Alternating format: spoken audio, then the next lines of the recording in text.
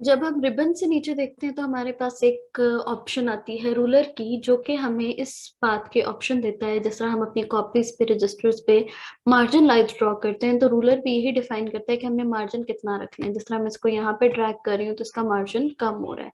इसी तरह अगर मैं इसको ज्यादा ड्रैग कर रही हूँ तो इसका मार्जिन ज्यादा हो रहा है। इस तरह अगर मैं शेप पे रख के इसका मार्जिन ड्रॉ करूंगी तो ये देखें, ये आगे मूव हो रहा है। और इसी तरह अगर मैंने राइट साइड पे मार्जिन देना होगा तो वो भी इसी तरह से चेंज हो जाएगा, जिस तरह हम जस्ट लाइक हम अपनी कॉपीज पे जिस तरह से मार्जिन लाइंस देते हैं। फिर नेक्स्ट हमारे पास जो है ये स्क्रॉल बार होती है इस एनवायरनमेंट में, जो कि अलाउ करती है कि हमें स्क्रॉल किस तरह से करना है। और ये जो पेज है ये आपका बेसिकली वर्क एरिया होता है, जहां पर हम अपना सारा काम करते हैं, कोई भी चीज क्रिएट करते हैं। फिर लास्ट में हमारे पास एंड पे ये शो होती है, इसको बोलते हैं हम स्टेटस बार।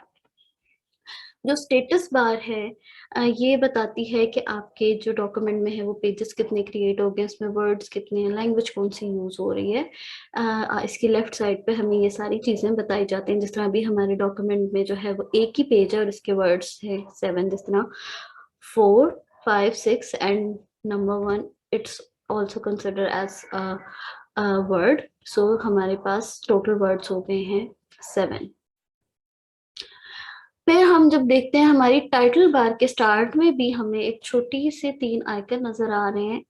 ये एक छोटी सी बार है, इसको हम बोलते हैं क्विक एक्सेस बार, कि जिसमें हमारे पास डिफरेंट ऑप्शंस शो होती हैं जिनको हमने क्विकली एक्सेस करना होता है। कि हम चाहते हैं कि हमें मेन्यू में से जाके, रिबन में से जाके हर टैब में बार बार ढूंढना ना पड़े, हम क्विकली उन्हें ऐड करते हैं। जिस तरह यहाँ पर सेव की, अनडू की, रीडू की जो है ये बार क्विक एक्सेस आइकन्स ऐड हुए हैं।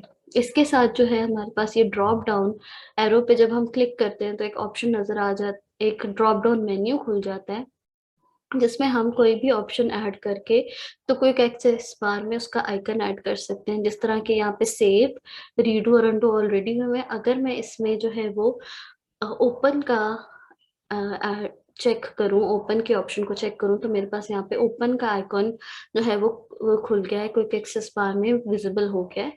अगर मैं इसको क्लिक करूं तो मेरे पास एक और विंडो ओपन हो जाएगी और वो हमें कहेगा कि आपने जो भी डॉक्यूमेंट ओपन करना है वो आप यहाँ से सिलेक्ट करके तो ओपन कर सकते हैं।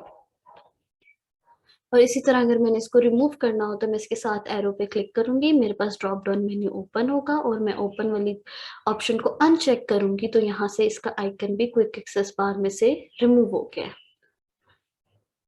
इसी तरह इसके साथ जो है हमारे पास एक माइक्रोसॉफ्ट का आइकन भी आता है, ऑफिस बटन इसको बोलते हैं। और इस पे जब हम क्लिक करते हैं तो हमें और बहुत सारी ऑप्शंस मिल जाते हैं कि न्यू डॉक्यूमेंट क्रिएट करना है, किसी को ऑलरेडी ओपन करना है, सेव करना है, सेव एज करना है, प्रिंट करना है। इस क्विक एक्सेस के अलावा भी हमें यहाँ से ऑप्शंस मिल सकती हैं। हम चाहें तो हम क्विक एक्सेस बार में ऐड कर दें अगर हमें उनको क्विकली एक्सेस करना है, या शॉर्टकट हमें कोई चाहिए जिस तरह हम शॉर्टकट कीज ऐड कर देते हैं। फिर स्टेटस बार में ही हम जब राइट साइड पे देखें तो हमारे पास ये कुछ इस तरह से ऑप्शंस आती हैं, जिसमें पहले ये 5 बटन नजर आ रहे हैं। इनको हम व्यू भी बोलते हैं, व्यू टैब्स भी बोलते हैं। जिस तरह यहाँ पर हम व्यू के अगर टैब को क्लिक करें तो हमारे पास डॉक्यूमेंट के 5 व्यूज यहाँ पर भी आ गए हैं, और इसी तरह इस कॉर्नर में भी, राइट कॉर्नर में भी जो है हमें ये 5 आइकन्स जो हैं वो नजर आ रहे हैं। पहला वाला जो है हमारा प्रिंट लेआउट है, जो कि हमें दिखा रहा है कि हमारा डॉक्यूमेंट प्रिंट होके किस शेप में आएगा, किस आउटलुक, क्या उसका जो है वो आउटकम होगा। नेक्स्ट जो है हमारे पास ऑप्शन फुल स्क्रीन है, कि आपका डॉक्यूमेंट पूरी स्क्रीन पे जो है वो आपको शो कर रहा है, कि फुल स्क्रीन पे आप ही का डॉक्यूमेंट और बाकी सारी चीजें जो उसने रिमूव कर दी हैं। नेक्स्ट जो है वो वेब लेआउट है।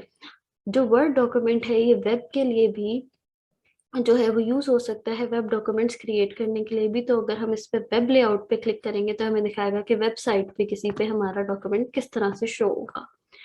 फिर नेक्स्ट हमारे पास आउटलाइन के ऑप्शन है। आउटलाइन जो है आपकी सारी फॉर्मेटिंग वगैरह को खत्म करके उसको पॉइंट्स में कन्वर्ट कर देती है, कि अगर आपको वैसे पढ़ने में मुश्किल हो रही है तो आपका डॉक्यूमेंट पॉइंट्स में कन्वर्ट हो जाएगा। इसी तरह हम इसको ड्राफ्ट फॉर्म में भी कन्वर्ट कर सकते हैं। जिस तरह हमने यहाँ पे देखा था कि मेलिंग की ऑप्शन है, तो ईमेल भी हो सकती है। तो ड्राफ्ट फॉर्म में भी जब हम इसे कन्वर्ट कर देंगे तो हम ये शो करेगा कि जब हम इसे मेल कर रहे हैं तो किस तरह से शो होगा।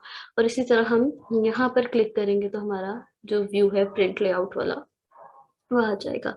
इसके साथ फिर एक और जो है वो बार है छोटी सी, जो कि हमें जूम इन और जूम आउट की ऑप्शन दे दी है कि हम अपने डॉक्यूमेंट को अपने हिसाब से जूम इन और जूम आउट कर सकते हैं।